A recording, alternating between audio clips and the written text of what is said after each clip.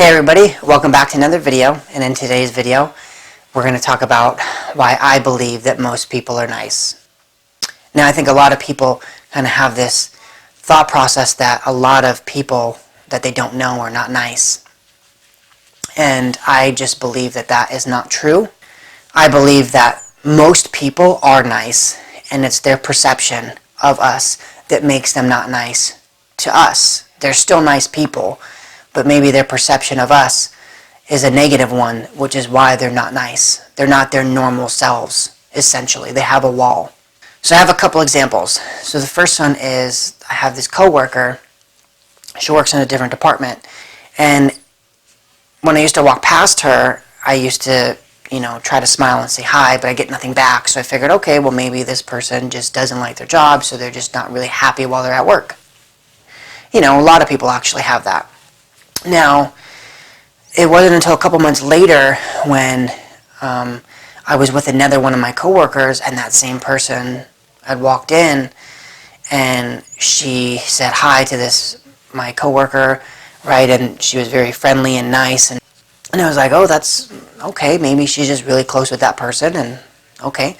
And it kept happening with other people, right? She was really nice. So then I got a joke with some of my close friends at work, and I'm like, I think she thinks that I'm a dick. She probably thinks that I'm like a not nice person, right? Because she's so nice to everybody else, but not me. So like for that example, right? She clearly is nice to most other people, but yet she's just not nice to me, right? And again, it's because she probably has perceived that because I wasn't nice to her initially, right, and didn't make conversation, because usually when I see her I'm on break, so I have my headphones in. So she probably perceives that I'm not a nice person. So another example I have is a couple weeks back, I went to a day club with some of my buddies.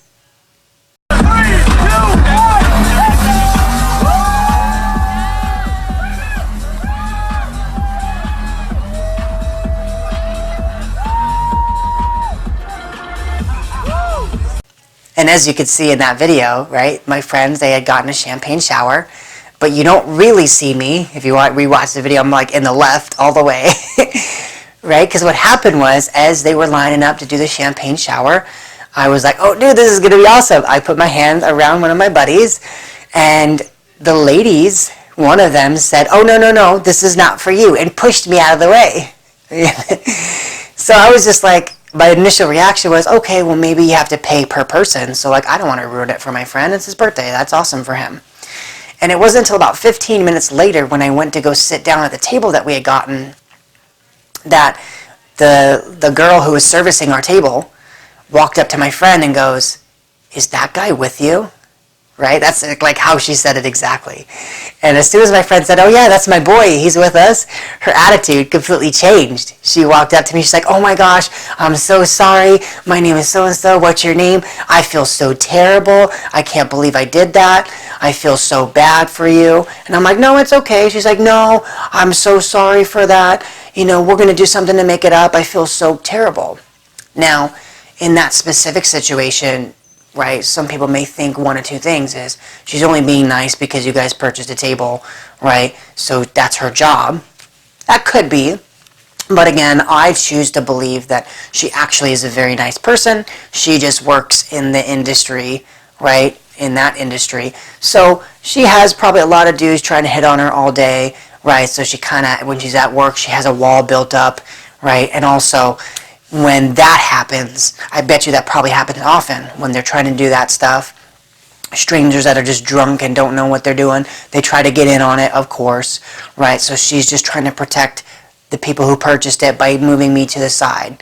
But again, had she asked, a 5-second question of, is this guy with you, right? I would have been able to enjoy that with my friends. Instead, I didn't get to. Again, like I said in the first one, I believe it's because of preconceived notion, right? She just chose to believe that I wasn't with them, so instead of asking, she just moved me to the side. Now I have one more. So the girl that I matched with on Tinder, right? So I go to the dating scene this time. I matched with her on Tinder. I probably sent her about 6 messages with no response. And it wasn't until like months after she had messaged me and she said, hey, we have a mutual friend. Now I had already known that we had a mutual friend. Some other events had happened where I saw that we were mutual friends on Facebook and stuff like that. So I knew that. So I said, yeah, it's actually with so-and-so. And we just picked up a normal conversation from there.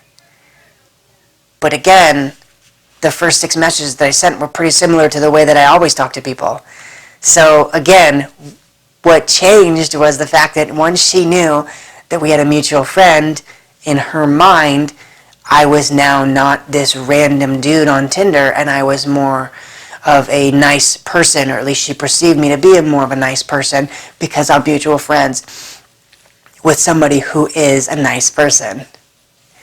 Now, before therapy, when I had, severe depression, in those 3 instances, I would have felt bad. Like, I would have felt like I was in the wrong, or I did something wrong, right? Or, I wasn't good enough to be in the champagne shower, or I had texted her one of those messages, something wrong, and that's the reason why she chose not to speak with me, right? I would have felt like it was my fault. And now I have the understanding that it's not me at all. It's their preconceived notions of the situation, right? Each situation is different, but it's their preconceived notion of the situation that affects the way that they're talking to me. And because I understand that, I no longer take the personal responsibility and the blame for the events that are taking place. And I just wanted to make this video because I know I would have done it prior to therapy, and I know you guys watching out there, you've probably been in similar situations and you've taken personal blame for certain events that happened. And I just want you to understand that with people, man, everyone is completely different. No 2 people are alike, and I know you hear that all the time, but it is so true. And once you understand that it has really nothing to do with you, and it's just the way that people perceive this specific situation. And a lot of times, really all the time, it's based on their prior experiences in that similar situation. So again, not too long of a video. Like I said, I had a couple of these events kind of happen, recently with the champagne shower one, so it kind of brought up the way that I kind of respond to these events now. I didn't, really have a negative reaction, but kind of remembering back and understanding that I know I would have when I was in that situation. So I kind of want to do this video for those of you out there to kind of help you. But again, thank you guys so much for watching. That's the end of the video. Again, like and subscribe, and I'll look forward to seeing you guys in the next video.